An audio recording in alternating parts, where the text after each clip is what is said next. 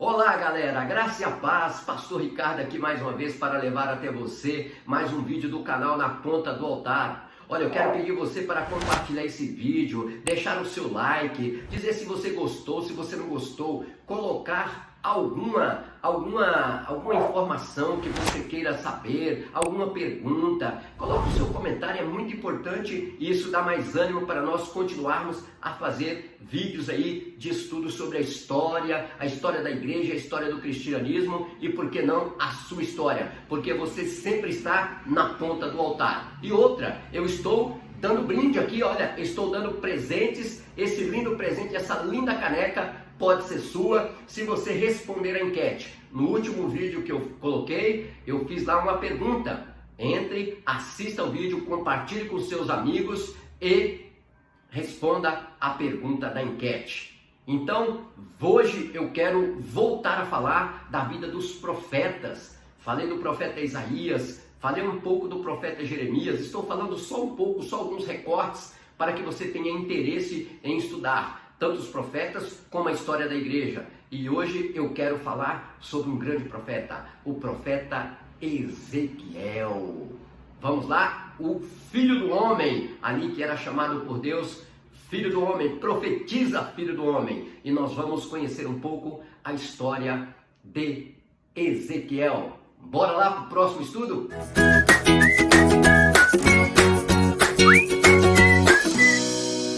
Ezequiel foi um profeta extraordinário, um grande homem usado nas mãos de Deus. O profeta Ezequiel, ele foi chamado ali para profetizar entre 25 e 30 anos, mais ou menos, ele tinha, quando ele teve uma grande visão lá na Babilônia. Pastor, mas na Babilônia, Ezequiel não era judeu, Ezequiel não era do povo de Israel? Sim, Ezequiel era um judeu, era um israelita. Só que o que acontece? Vocês lembram que o povo de Israel desobedeceu a Deus e Jeremias profetizou que eles iriam para o cativeiro da Babilônia, iam ficar lá por 70 anos devido à desobediência? Lembrem disso? Lá no estudo sobre o profeta Jeremias? E a palavra de Jeremias, ela se cumpre, e nesse meio da palavra está o profeta Ezequiel lá na Babilônia.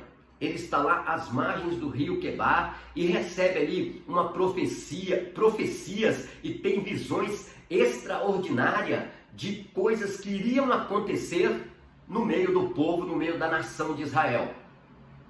E uma das profecias mais interessantes, mais maravilhosas de Ezequiel, eu tenho certeza que vocês sabem, você já ouviu pregar sobre ela, mensagens sobre o Vale dos Ossos Secos. Nossa irmã Denise já pregou, Diácono Alessandro, pastora Mauri e eu, todos já pregaram. Por quê? Porque essa passagem, ela é uma passagem muito linda. Deus, ele dá uma visão para Ezequiel e ele olha, ele vê que ele está num vale de ossos secos. O que é um vale de ossos secos? É como se fosse um cemitério a céu aberto. Esta é a visão que Ezequiel tem, um vale de ossos secos. E Deus, ele manda olhar para aqueles ossos e pergunta para Ezequiel, filho do homem, porventura pode esses ossos tornar a viver? Humanamente falando, irmãos, Ezequiel não tinha capacidade de responder, sabe por quê? Porque é um vale, é muitos ossos. E qual de nós ousaríamos a profetizar algo sobre um cemitério? Você tem essa coragem de ir lá no cemitério e profetizar ossos secos, levante? Essa era a situação de Ezequiel, num vale, a visão de um vale de ossos secos. E Deus manda ele profetizar sobre esses ossos. Aliás, Deus antes pergunta para ele, né? Esses ossos podem viver? Ezequiel não ousou dizer que poderia. Sabe o que ele vai dizer? Senhor, tu sabes. E Deus manda a ordem para Ezequiel: profetiza sobre esses ossos, filho do homem. E ele vai profetizar. Ele vai profetizar sobre esses ossos. Venha sobre eles carne, venha sobre eles nervo, venha sobre ele pele. E depois ele profetiza, depois Deus manda ele profetizar: ó filho do homem, profetiza que venha o Espírito e sopre sobre esses ossos para que eles tornem alma vivente. E o profeta, ele profetiza. E tudo isso vai acontecer na sua visão. e se torna um grande exército muito numeroso que Ezequiel não consegue contar. E Deus vai falar para ele: olha, Ezequiel, estes ossos são a casa de Israel. Por que Deus fala assim? Porque o povo de Israel, para Deus, estivesse como se estivesse morto. E para os israelitas também como se estivesse acabado a nação. Porque eles estão sobre o poder, sobre o domínio de um império poderosíssimo que é a Babilônia. O império que dominava todo aquele tempo ali a qual viveu Jeremias, Ezequiel. Então, ele profetiza e Deus fala para Ezequiel: olha, Ezequiel, esses ossos são a casa de Israel. Eu vou fazê-los viver de novo e eles vão voltar para a sua terra, a terra que eu dei a eles por herança. Ele tem essa visão e Deus ele procura animar Ezequiel e fazer com que Ezequiel levasse essa mensagem para o povo que estava ali no cativeiro. Olha, nós estamos no cativeiro, mas Deus ele manda dizer que ele não esqueceu de nós. E olha, Deus ele não esquece do seu povo, Deus ele não esquece de você, por mais que você esteja aí passando por momentos difíceis, Deus ele se lembra de você quando você se lembra dele. Não deixe a sua esperança desvanecer, volte-se para Deus. E Ezequiel vai lá e conta para o povo e mostra, e a profecia de Ezequiel, ela vai cumprir os 70 anos depois que eles estão no cativeiro, e ali o rei Ciro, ele vai editar um decreto permitindo a volta do povo para a sua terra. Olha que coisa linda, que coisa maravilhosa que é o nosso Deus. E essa profecia se cumpre, e o povo de Israel volta ali, e é ali, irmãos, dá continuação ao grande império ali, à grande nação de Israel. Só que ali no decorrer do tempo o Império Romano vai tomar posse, e no ano 70 depois de Cristo, novamente, a nação de Israel é completamente destruída, o templo é destruído, muitos judeus e muitos cristãos são mortos ali pelos romanos. E o que vai acontecer com o povo de Deus? Eles vão se espalhar de novo pelo mundo. Agora eles já vão para os Estados Unidos, já vão para a Europa, se divide aí em muitos lugares. No Brasil tem muitos judeus. Mas a profecia de Deus, ela não acabaria ali. O que vai acontecer? No ano 70 depois de Cristo eles são dispersos. Aí no ano, e a nação de Israel, ali o povo de Israel, eles ficam dispersos pelas nações no mundo, espalhadas, com medo da perseguição.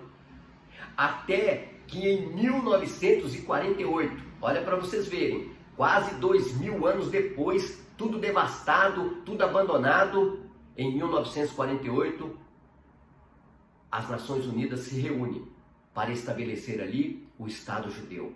E o que acontece?